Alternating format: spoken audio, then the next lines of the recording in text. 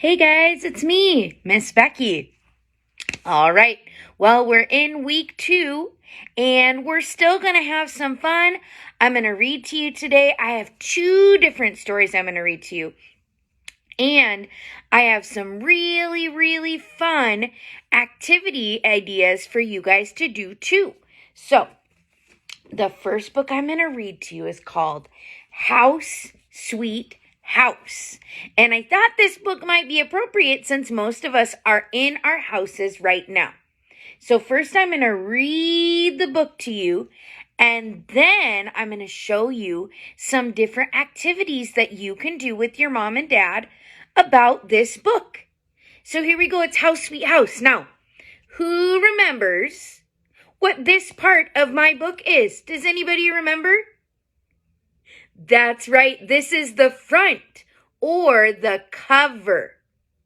Who remembers what this part of my book is? You guys are so smart. It's the spine. Good job. Kiss your brain. Mwah. And this part of my book, who knows what that is? That's right. It's the back of the book. Wow, you're so smart. All right. Who remembers what the author of a book does? What is his job?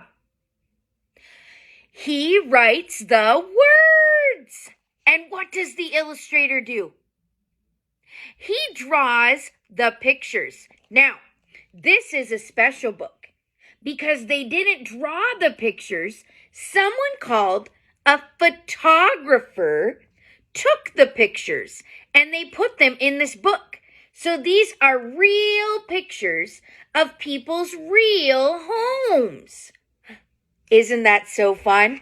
All right, here we go. House, Sweet House.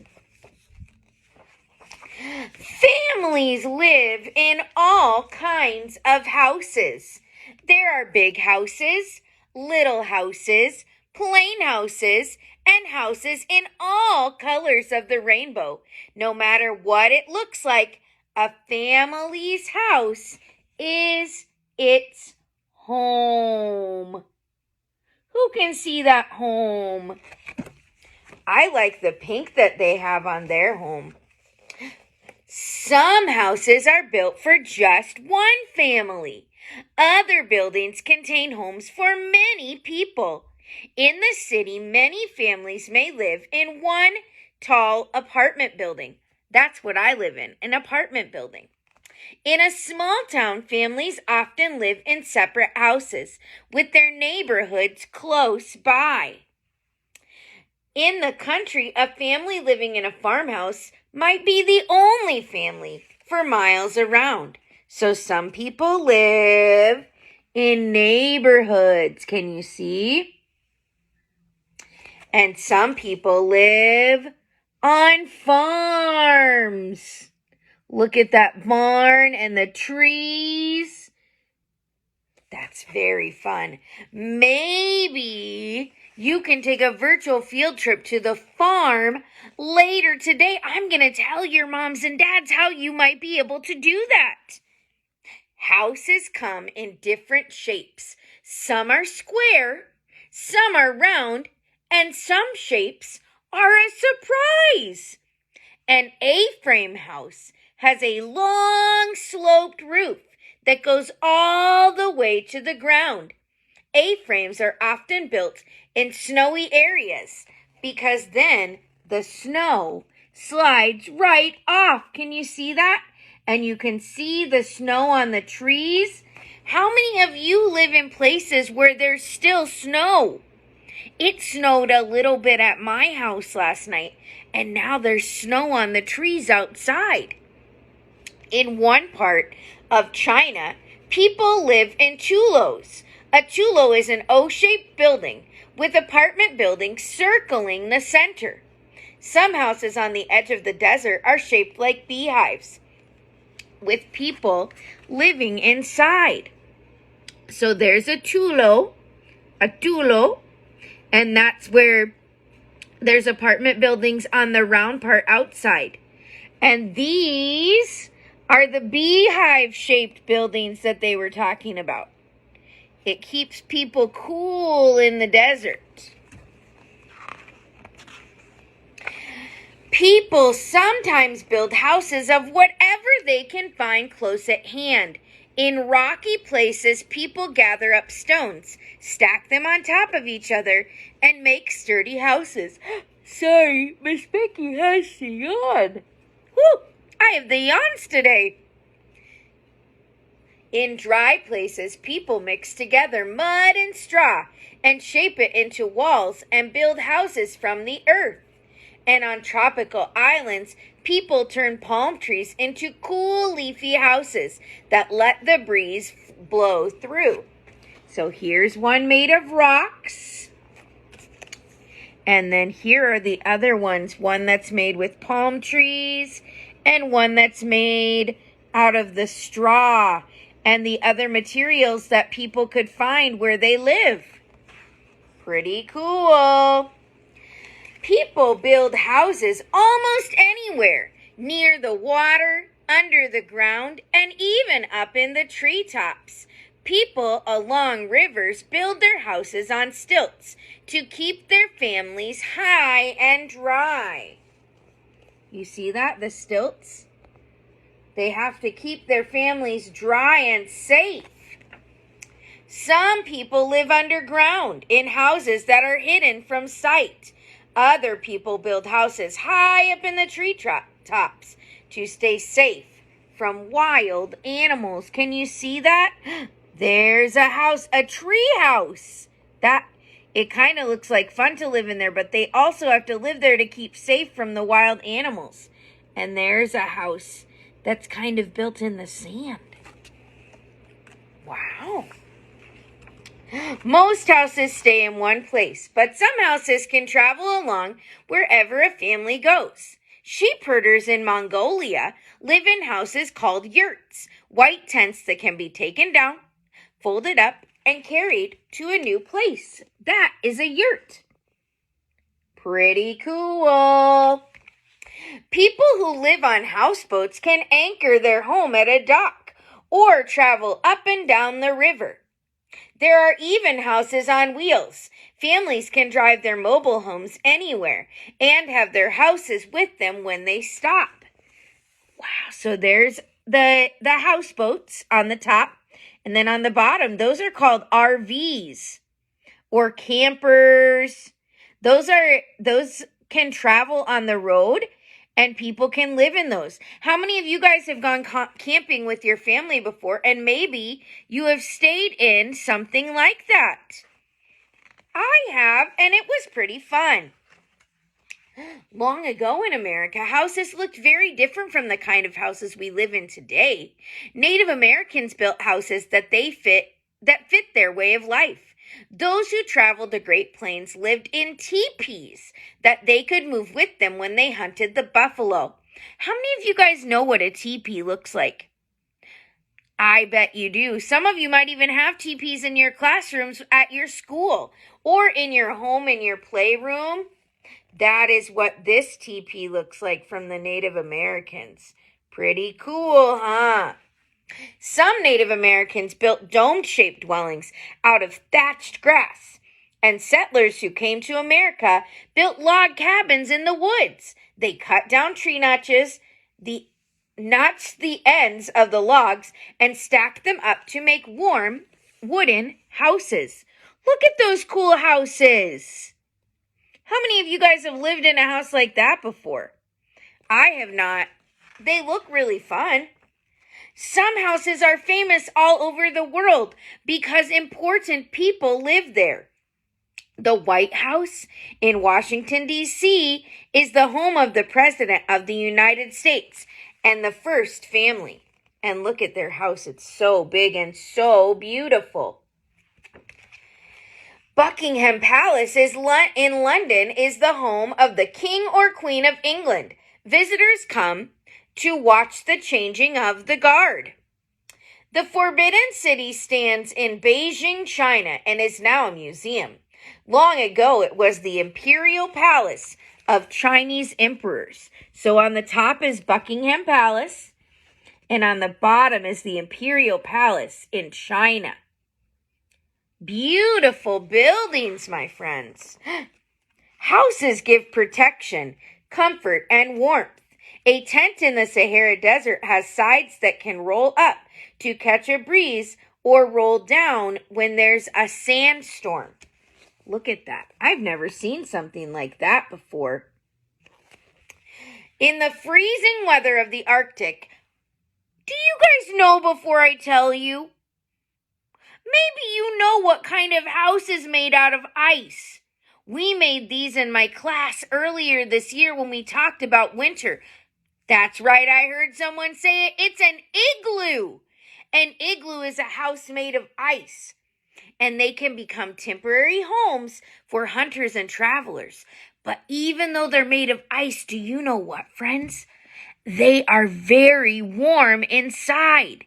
They keep out the cold wind and air, and they keep people warm. They used to be called Eskimos.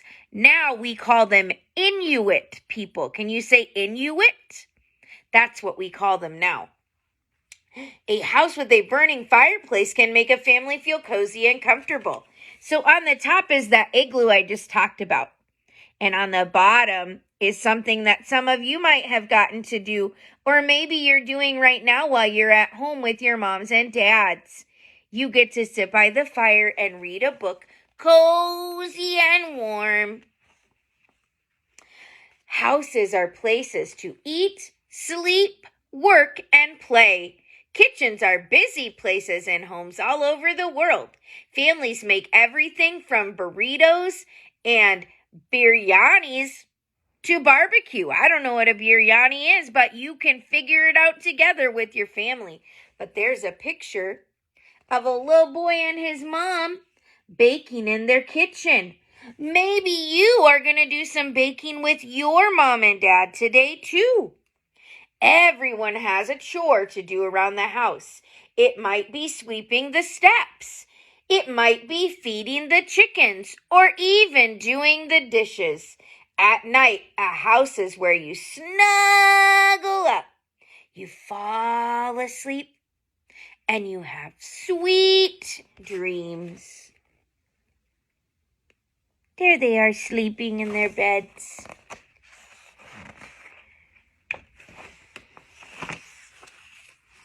There are all kinds of houses, and there are all kinds of families. Families are what makes a house a home. Where do you live? And what is special about your house? The end. All right, my friends. Now, I promised you that at the end of our story, I would share some activities for you to do. So I have a couple different ideas of things you can do. One is, I think it'd be really fun for you to get some paper and some markers or pens or colored pencils or crayons, whatever you have in your house, and draw a picture of your family. Now, here is the picture that I drew of mine. Now, Miss Becky is not an artist, so please don't judge too closely, but this is my niece Addie. She is 2. This is Lily. She is 4. Cece is 7. She just turned 7 in February. This is Miss Becky, but my nieces call me Aunt Becky. You can call me Aunt Becky too if you want. I really like being an aunt. So Miss Becky or Aunt Becky, either one is fine. This is my sister-in-law. Her name is Molly. And this is my brother. My brother and me have the same mom and dad. And my brother is married to this wonderful woman named Molly. So she gets to be my sister. Now, do you see this picture over here? I drew it, and it's a globe, and I drew 2 hearts around the 2 countries, North America and South America. Please do not judge my drawing. This may not be what the countries actually look like, but I'm just doing my best. And up at the top, I put a country apart but connected at the heart. You see, my family is in South America right now, and I live in North America.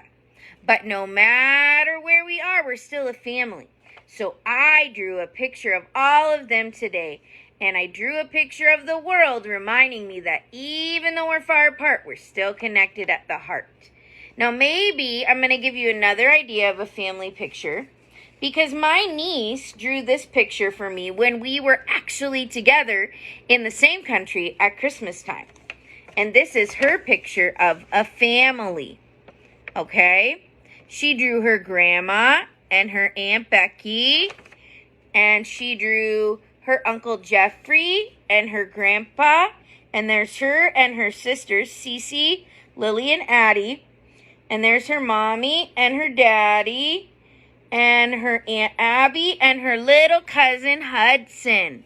Isn't that a cool picture?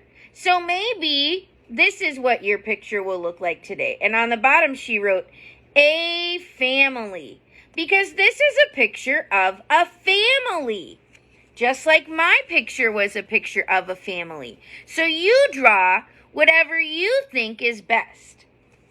Now, I also made a picture of my home. I drew it with colored pencils, so you can't see it quite as good, but I wanted to show you that there are different things that you can color with. In my house right now, I have colored pencils, I have markers, and I have pens. I'm a teacher, but I actually don't have any crayons in my house right now, and that's okay. Maybe I'll get some. But right now, I used what I had, and so can you. So you can ask your mom and dad, Mom and Dad, do you have paper? Mom and Dad, do you have pens or a marker or some watercolor paints? Whatever you have, you can use to make a fun project. All right, friends, that's our story for today. So I'm going to sing our goodbye song, and we'll be done for now. But I have another book and another lesson to teach you. So we're going to sing our goodbye song for now, and I'll be back later. So long, farewell to you, my friends. Goodbye for now, until we meet again. I said so long, farewell to you, my friends. Goodbye for now, until we meet again. It's been great to play and sing together, but now it's time to say goodbye. I said so long, farewell to you, my friends. Goodbye for now, until we meet again. I said goodbye for now, until we meet again.